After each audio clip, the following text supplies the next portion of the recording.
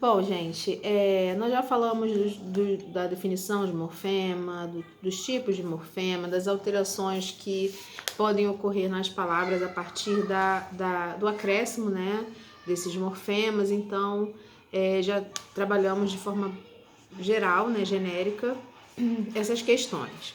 Agora eu vou falar um pouquinho da flexão de gênero, né? E vou falar baseando-me em Matoso Câmara Júnior, que é estruturalista, e como estruturalista, o que ele tenta fazer, né? O que ele faz na sua descrição? Ele tenta descrever um sistema a partir das suas regularidades, né? A partir daquilo que é produtivo, né? A partir da observação daquilo que é produtivo. E em relação à flexão de gênero, ele observa que as nossas gramáticas, tá um pouco barulhento lá fora, mas eu acho que dá para vocês me ouvirem direitinho, né?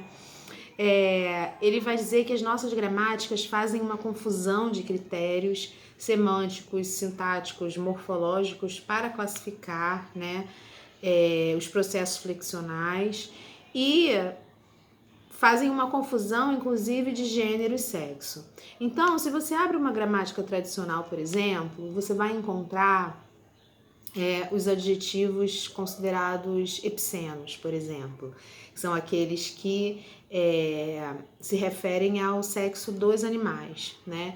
Então, eu tenho lá tigre fêmea, tigre macho, tigre fêmea, cobra macho, cobra fêmea. Isso seria um exemplo de adjetivo epiceno. Tenho aqueles que são sobrecomuns, né, que são utilizados, que a mesma forma é utilizada, ela não flexiona. Então, que seria o caso, por exemplo, de cônjuge, né? Eu tenho o cônjuge, independente se é mulher ou se é homem. E tem também aqueles comuns de dois gêneros, né? Que seria o caso de o artista e a artista, que são aqueles que designam, né? Que a designação do gênero se dá a partir do uso do artigo, dos pronomes e tal, que concordam, né, com o sexo da pessoa a respeito da qual se fala, né? Então, as nossas gramáticas apresentam, né, dessa forma, fazendo uma determinada confusão entre sexo e gênero, né? Então, quando diz, por exemplo, que mulher é o feminino de homem, está se falando a respeito do sexo e não do gênero, né? Porque o gênero gramatical é feminino ou masculino, independente de o ser designado ser do sexo feminino ou do sexo masculino. Então, quando eu tenho homem e mulher, na verdade, eu tenho duas palavras distintas. Elas não guardam uma relação morfológica, uma relação estrutural entre si. A relação entre elas é semântica, né? E isso remete para algo que está externo ao sistema da língua. Então, o que eu posso dizer, por exemplo, de homem é que é uma palavra masculina, atemática, porque termina em consoante, né? E mulher é uma palavra feminina, também atemática, porque termina em consoante, tá? E eu não tenho também desinência de gênero, no caso de ambas as palavras. A desinência de gênero não aparece aí, tá? Isso é uma coisa que Matoso Câmara estabelece e coloca, né? E uma outra coisa é a confusão, por exemplo, entre flexão e derivação. Ele vai dizer, por exemplo, que o aumentativo e o diminutivo não são processos flexionais, né? Quando a gente fala assim, eu concordo com você em gênero, número e grau. Grau, né, que seria onde se inseriria aí o aumentativo e o diminutivo, não é flexão, é um processo derivacional. Né? Quando eu adiciono um sufixo de aumentativo em uma palavra, não necessariamente, eu não estou flexionando essa palavra. Eu estou criando uma outra palavra a partir dessa, eu estou derivando. Né? Então, quando eu utilizo, por exemplo, o sufixo de aumentativo importa e crio a palavra portão, eu inclusive estou falando de duas coisas diferentes. Porta é uma coisa e portão é outra. Então, na verdade, eu estou falando de duas palavras diferentes, sendo que portão deriva de porta, tá? Então, isso é uma outra questão. Então, quando ele diz, ele cita um exemplo assim, perdiz, perdigão, ou então galo e galinha. Na verdade, o que aconteceu aí foi um processo derivacional, né? E eu não posso dizer que a palavra galinha está flexionada no feminino.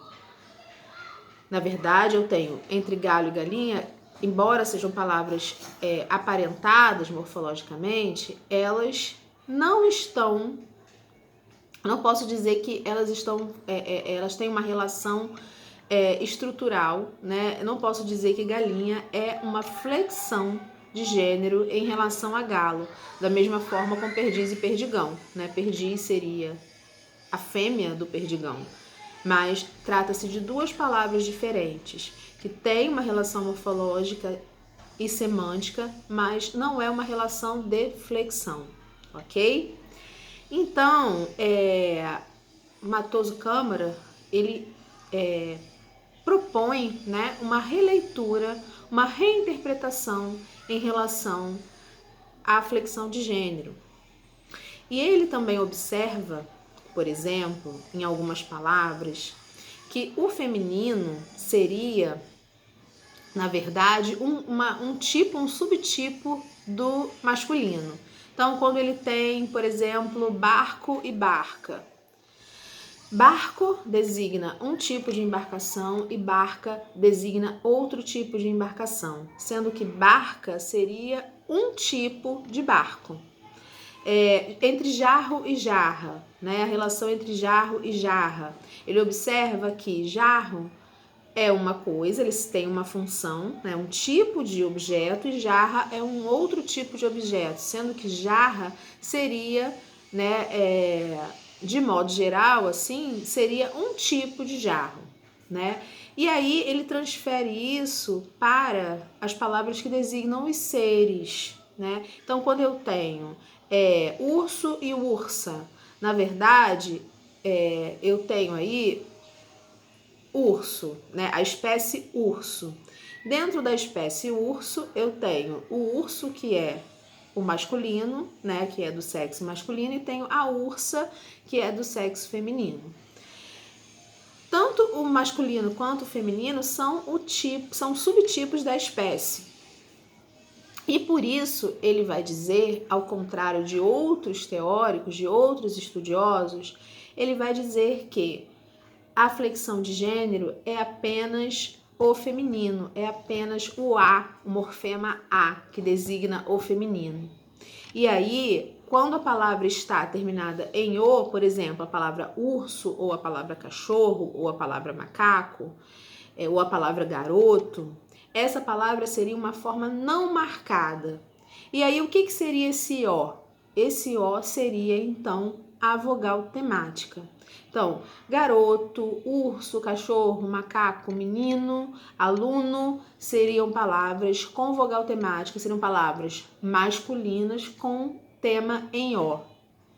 E essas palavras podem ser flexionadas para o feminino a partir do acréscimo do morfema de feminino, desinência de feminino, A. E aí, como que eu designaria, então, a desinência de gênero dessas palavras? Eu designaria como morfema 0. Da mesma forma que, para o singular, eu tenho um morfema 0, e para o plural eu tenho um morfema S, para o masculino eu tenho um morfema 0, e para o feminino eu tenho um morfema A, além dos seus alomorfes, ok? Então, os alomorfes... Já estou em 9 minutos de vídeo. Eu acho que eu vou falar dos alomorfes no próximo vídeo, junto com a flexão de número, tá bom?